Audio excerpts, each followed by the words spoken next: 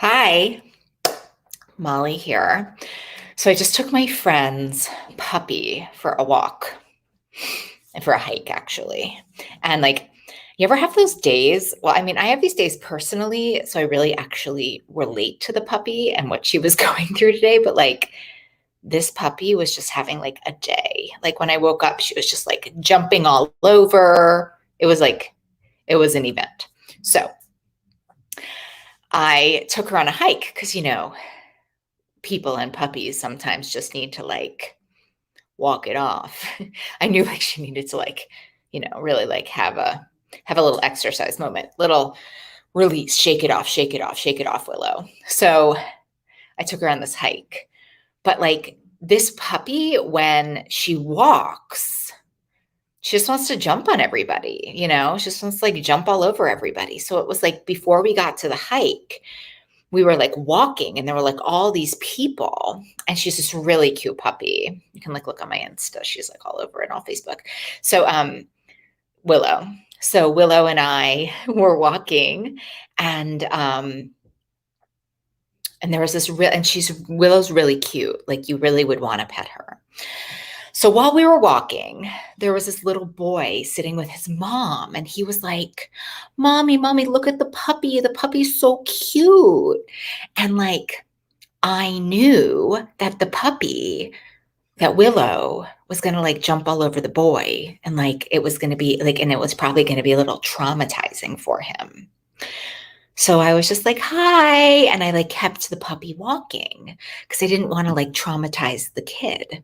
So I keep the dog and I'm walking and walking. And the boy starts crying "Oh my God, I really wanted to pet the puppy." And I was just doing, what was right. He didn't know that. So anyway, I had all these thoughts about it.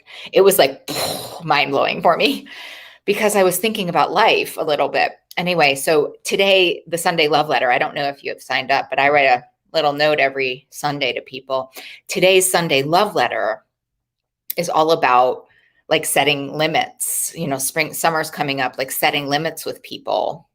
And it's summertime, and if you're trying to create a healthy relationship with food, if you're trying to create a healthy relationship at all, sometimes we have to set limits, right? And it's not intending to hurt people. It's actually just sometimes to protect them, sometimes to protect us, right?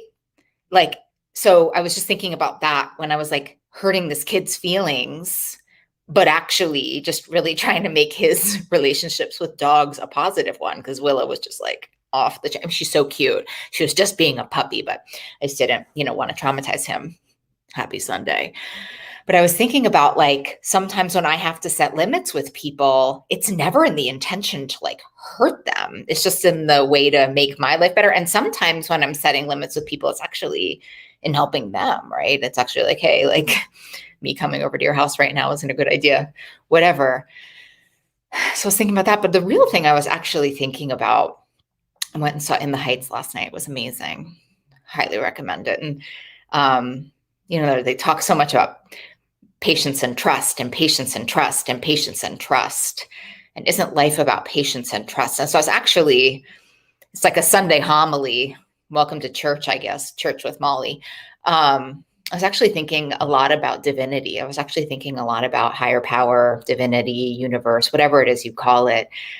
And I was thinking about how sometimes maybe when I'm not getting what I want, it's because the universe is protecting me from a puppy jumping all over me. And maybe I need to get older, or maybe I need to get more experienced with puppies, or maybe there's a different puppy. I think this idea of me being the little boy in there thinking, "Oh my God, this is the worst thing that ever happened to me, that I couldn't pet the puppy," when the actual truth was he couldn't pet the puppy because I was protecting him from the puppy protecting him. But you know what I mean? It's a really interesting way to think about your life, right? Maybe you're not getting what you want or what you think you want. Maybe I'm not getting what I think I want because I'm really being protected. And life isn't against me. I'm certain of that. Life isn't against me. Maybe there's something better. Maybe I need to mature a little bit more. But, patience and trust is a great way to live. I don't think that like 4-year-old boy would have understood. I don't think if I went back and said, hey, but maybe I would. But it's just something to think about, because I know in our issues with food, man, like, whew, lots of binging, lots of self-harm comes around us not getting what we want. Lots of binging, lots of self-harm with food comes around not saying what we need or not setting limits when we're supposed to. I mean, can you imagine if this dog had like accidentally, in her like beautiful puppy way, like mauled over this little boy? Like, ugh, what a day. So it's like, what would it be like? I mean, this is the question of the day. This is like the homily question of the day. What would it be like to sometimes think like, I was I was thinking one more thing. I forgot to say this, which was like what that boy thought was happening, which was like maybe this mean woman like wasn't giving him like the dog. He wouldn't, or whatever he was thinking. It's like, what if we didn't always think that when we aren't getting what we think we want, that the universe is against us? Like, what would it be like to open your worldview to thinking that maybe when you're not getting what you want, you're being protected, or you need patience? Like what would that feel like? And as we talk about it in a frame of creating a healthy relationship with food, like, would you need to turn to food so often? Would you need to go and listen, I mean, food, shopping, angry, screaming at people, pick your poison. But like, sort of these like controlling, the opposite of trust is control. So these like controlling behaviors that, make our hearts really small, make our lives small, make our vision really small, make our ability to help others really small. What would it be like if we trusted that maybe the reason we can't pet the puppy today is because the puppy's going to jump on us and we're a little 4-year-old boy, and that's not safe? Like, what would it be like to trust that, maybe we're not getting what we think we need or what we want because it's not for us right now, or something better's on the way, or we need more development?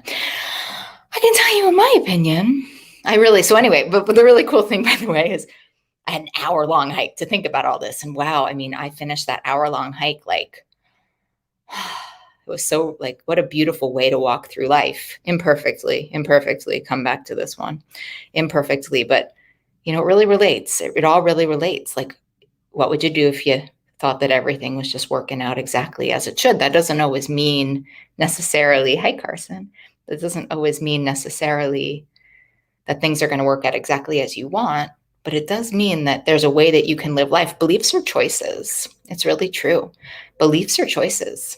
So you can really choose to believe that perhaps when you're not getting what you want, it's because you're 4 years old and a dog's not supposed to maul you and, shape your experience of what dog petting is for the rest of your life. There's a metaphor. So anyway, the love letter this Sunday is all about that. If you haven't signed up to the love letter, get on it. I write it at 8:00 in the morning. It's really my heart. And it's on, you can go to mollycarmel.com and sign up for it. And I'm always interested in your comments and your thoughts and all the things. Y'all mean so much to me. Have a beautiful Sunday. Hope you liked my homily. Bye. How do you end